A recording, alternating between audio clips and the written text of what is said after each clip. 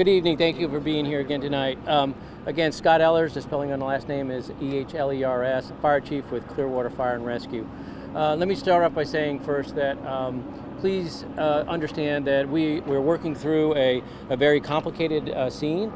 There's going to be a lot of agencies that are here and are going to be responding in to help coordinate in the investigation of actually what happened. So we're limited on some of the information we can provide, but we'll do our best to get you the right up-to-date information. Earlier this evening at 7:08 p.m., we received for the fire department report of a structure fire here in Bayside Estates, which is known for a long time as Japanese Gardens. It's a very large mobile home park. Simultaneously, the ARF units, or the aircraft units out of Clearwater St. Pete Airport, also received a note of response regarding an aircraft that had some trouble. During that conversation with their tower lost it off of radar and 3 miles north of the runway, and some of the ARF units responded this way when they saw the fire. Our units got on scene at 1908, 1915 or 7:15 was our initial units on scene, and the aircraft response vehicles were right behind them. That's critical because those aircraft response vehicles are designed to put larger fires out, and that was a critical component of maintaining this mobile home park to what we kept it to. The crews did a phenomenal job in getting the fire knocked down very quickly, and it ensued several structures. 3 definitely that had some fire damage, a 4th one with possibility of fire damage. The aircraft was found in the one structure, predominantly right in that one structure. We are working through right now the element of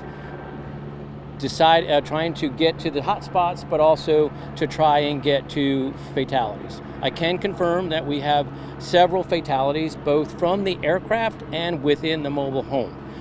We're still working to make sure that there is no additional, and it's limited to what we do know right now. As we continue, we'll provide that information. Along with us is Clearwater Police Department, the Sheriff's Office, the Airport Authority, the NTSB, the FAA are all responding as well, because at one point we need to switch from what we're doing of search and rescue as well as fire control into a investigative mode, and that goes to law enforcement. And that's pretty much it where we're at. I will turn it over to Chief Gandy, who will probably be able to provide you some more of that. Evening, everyone. I'm Eric Gandy, Chief of Police of the City of Clearwater. Last name is G-A-N-D-Y. In a case of this nature, my units responded to the scene to support Clearwater Fire Department because we were reported as a single structure fire and then potentially involving several trailers and an aircraft crash. In a situation such as this, we provide the support initially, secure the scene to allow the fire department to work, rescue victims, and suppress the fire.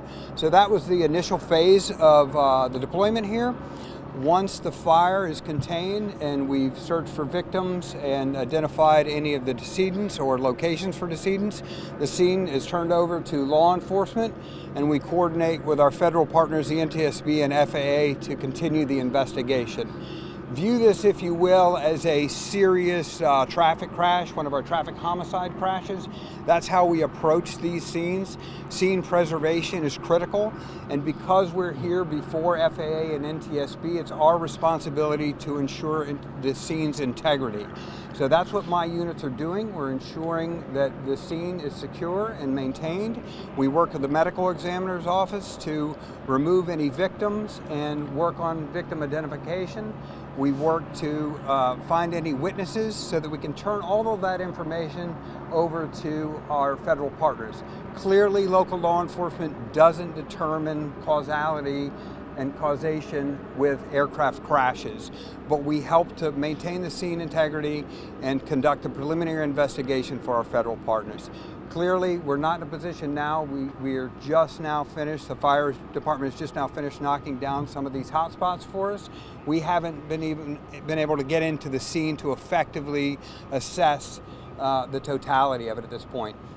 As Chief Ehlers said, we do have visually several fatalities on the ground, and we'll be working through that scene as the night progresses to further clarify what we have and secure that scene for NTSB and FAA's arrival later in the evening. I'm not going to take any questions at this point because we're really not in a position to do so. We will brief you at another point in time. We won't do another on camera tonight. We've been asked by the trailer park that the media clears the trailer park. Rob will talk to you guys about that. It's a private trailer park, so he'll have a conversation with you as our liaison with the media, but that's been the request from the trailer park ownership at this point.